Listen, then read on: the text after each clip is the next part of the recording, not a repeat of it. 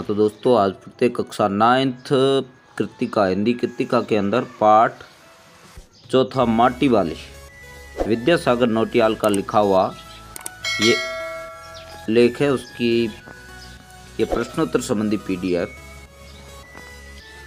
तो लिखा है, पहला, शहर वाली सिर्फ माटी वाली को नहीं उसके कंटर को भी अच्छी तरह पहचानती। आपकी समझ से वे कौन से कारण रहे होंगे जिसके रहते माटी वाली को सब पहचानते थे। तो देखिए उत्तर इसका, सभी शहरवासी माटी वाली को इतना अच्छे से इसलिए जानते क्योंकि वो वहाँ के सभी घरों में बरसों से लाल माटी देती आई थी और वहाँ पर वो अकेली माटी वाली थी। उसका कोई प्रतिद्वंदी नहीं था और सभी शहरवासी उसके ग्राहक हैं और उसके बिना तो वहाँ के घरों में चूल्हा जलना भी मुश्किल हो जाता। सभी लोग उसके बिना ढक्कन वाले कनस्तर से भी बहुत अच्छे से वाकिफ थे क्योंकि वह कनस्तर माटी वाली के साथ साथ उनके जीवन का एक हिस्सा बन चुका था और वे उसे बहुत बार देख चुके थे। अब दूसरा देखिए, माटी वाली के पास अपने अच्छे या बुरे के बारे में ज़्यादा सोचने का समय क्यों नहीं था। देखो, माटी वाली बहुत ही गरीब और साधारण महिला थी। उसे अपने रोजी रोटी के लिए इतनी मेहनत करनी पड़ती थी कि उसके पास इतना सोच विचार करने के लिए समय ही नहीं था। उसके तो भाग्य का कोई मतलब ही नहीं था क्योंकि उसके लिए तो उसकी आजीविका उसके स्वयं के परिश्रम पर निर्भर करती थी। वह तो बस इतना जानती थी कि अगर वो मेहनत करेगी तो उसे खाना मिलेगा वरना नहीं मिलेगा। अब तीसरा देखिए, भूख मीठी के भोजन मीठा से क्या अभिप्राय है। इस कथन का तात्पर्य सीधा है। देखिए, स्वाद भोजन का नहीं भूख का होता, इसलिए जब भूख लगी होती है तो रूखा सूखा भोजन भी स्वादिष्ट लगता है वरना स्वादिष्ट भोजन भी बेस्वाद लगने लगता है। और निम्न वर्ग के गरीब लोग जिसके पास 2 वक्त की रोटी भी नहीं होती है, उन्हें तो रूखा सूखा वह बासी खाना भी बेहद स्वादिष्ट लगता है। अब देखिए चौथा प्रश्न, पुरखों की गाढ़ी कमाई से हासिल की गई चीज़ों को आराम के भाव पर बेचने का मेरा दिल गवाही नहीं देता। मालकिन के इस कथन के आलोक में विरासत के बारे में आपके विचार व्यक्त करने हैं। आप क्या सोचते हैं? तो देखिए उत्तर, हमारे पुरखों ने अपनी गाढ़ी कमाई से उन चीज़ों को हासिल किया होता है जिनकी हमारी नज़रों में कोई कीमत नहीं होती। हमें उन चीज़ों के साथ जुड़े हमारे पूर्वजों के जज्बातों को समझना चाहिए क्योंकि उन्होंने अपनी कई इच्छाओं और आनंद को त्याग कर उस अभाव के समय में पाई पाई जोड़कर उसे खरीदा था। इसलिए हमें उनकी इन भावनाओं का आदर करते हुए इन चीज़ों की कीमत समझनी चाहिए।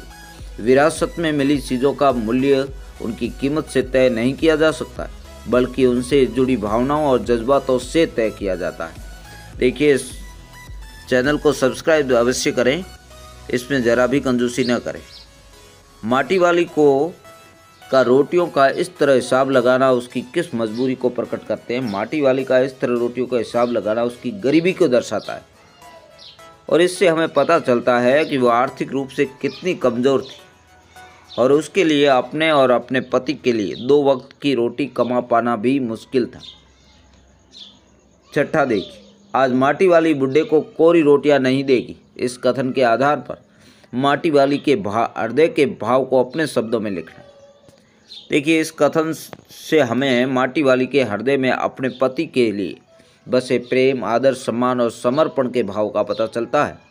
उसे अपने बूढ़े और बीमार पति के स्वास्थ्य की फिक्र थी। वह उसे खुश देखना चाहती थी, इसलिए वह उसे रूखा सूखा न खिलाकर उसके लिए अपनी आमदनी से प्याज खरीदती और वो अपना पत्नी धर्म पूरी निष्ठा से निभाती है। अब देखिए सातवां, गरीब आदमी का शमशान नहीं उजड़ना चाहिए। इस कथन का आशय स्पष्ट की। अब बांध बनने के कारण माटी वाली का घर उजड़ चुका था क्योंकि उससे उसका रोजगार छिन गया था और बांध की 2 सुरंगों को बंद कर दिए जाने की वजह से शमशान घाट भी डूब चुका था। माटी वाली का पति मर गया था जिसकी वजह से वह अत्यंत दुखी और आहत थी और उसे शमशान व अपने घर में कोई फर्क नहीं दिखता क्योंकि उस वक्त उसे दोनों की ही जरूरत थी और दोनों ही उजड़ चुके थे। इस कारण ये कथन कहती है। अब देखिए 8वां, विस्थापन की समस्या पर एक अनुच्छेद लिखना है, ठीक है ना। अब विस्थापन का अर्थ होता है एक जगह से दूसरी जगह जाकर बसना।